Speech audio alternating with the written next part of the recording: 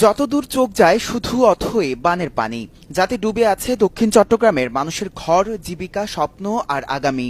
স্মরণকালে টানা অতি ভারী বর্ষণ আর পাহাড়ি ঢলে প্লাবিত হয়েছে হাজার হাজার বসতবাড়ি। প্রতিটি মুহূর্ত যেন লিখছে নতুন দুর্ভোগের গল্প। বন্যা ও পাহাড় ধসে চট্টগ্রাম অঞ্চলে শনিবার পর্যন্ত প্রাণ হারিয়েছেন ৩৬ জন। এর মধ্যে পাহাড় ধসে মৃত্যু ২৫ জনের। বাকিদের প্রাণ গেছে পাহাড়ি ঢল, দেয়াল ধস আর ঘর ভেঙে।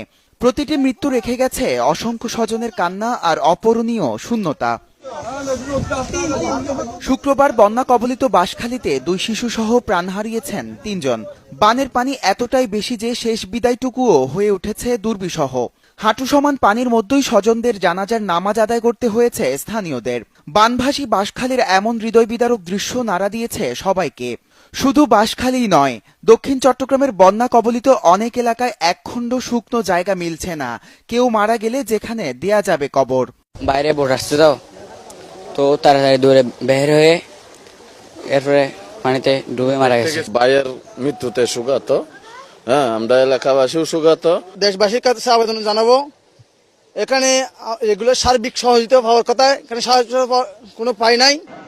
সবচেয়ে নাজুক পরিস্থিতি বাঁশখালী ও সাতকানিয়ায়, যেখানে বন্যার এমন ভয়াবহতা দেখেনি স্থানীয় বাসিন্দারা।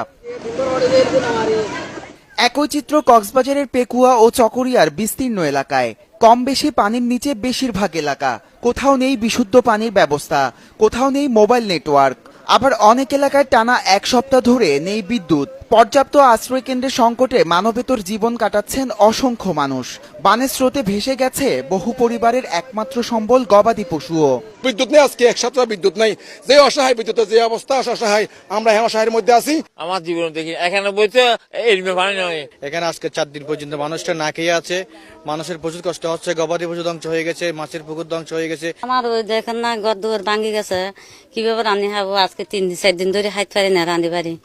দক্ষিণ চট্টগ্রামের বন্যা কবলিত এলাকাগুলোর শত শত গ্রাম এখনো পানির নিচে। ক্ষতিগ্রস্তদের অভিযোগ, প্রয়োজনের তুলনায় পর্যাপ্ত ত্রাণ পৌঁছায়নি। আশ্রয় কেন্দ্রেও মিলছে না ন্যূনতম সুযোগ সুবিধা। এর মধ্যে বাড়ছে পানিবাহিত নানা রোগের প্রকোপ। সবচেয়ে বেশি ঝুঁকিতে রয়েছেন শিশু, বয়স্ক এবং অসুস্থ মানুষ। কোথায় থেকে সাহায্য সহযোগিতা আসেনি ভাই এখনো। এখানে কানাদানো কিছু আসে নাই, এখন মুড়ে বা চানাচুর এগুলো এনে খাচ্ছে। আমাদের ঘর ভেঙে গেছে, ওই জন্য ছেলে মেয়ে নিয়ে আশ্রয় কেন্দ্রে চলে যাচ্ছে। আমাদের সরকারের থেকে সাহায্য খুব প্রয়োজন এখানে। বন্যার কারণে চট্টগ্রাম ও কক্সবাজারের বিভিন্ন এলাকার সড়ক যোগাযোগ বিচ্ছিন্ন। মহাসড়কে ব্যাহত যান চলাচল। চট্টগ্রামের সাথে পর্যটন শহরের ট্রেন যোগাযোগ বন্ধ ৫ দিন।